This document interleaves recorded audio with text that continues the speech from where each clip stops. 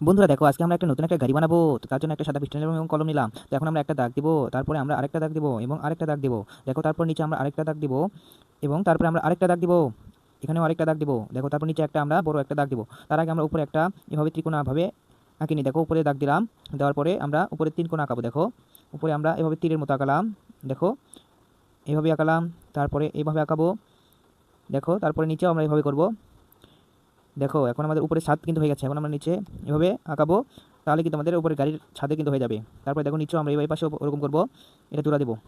তারপর দেখো, দুই সাইডে আমরা জোড়া দেবো। তার আগে আমরা চাকা বানিয়ে নিই। দেখো, দুইটা আমাদের চাকা বানিয়ে নিই। নিচে আমাদের দুইটা চাকা বানাচ্ছি। দেখো, দুইটা গোল করে আমরা চাকা বানালাম। এখন আমরা দেখো চাকার একটু ডিজাইন করি। এভাবে গোল করে চারদিকে আঁকিয়ে একটু ডিজাইন করলাম।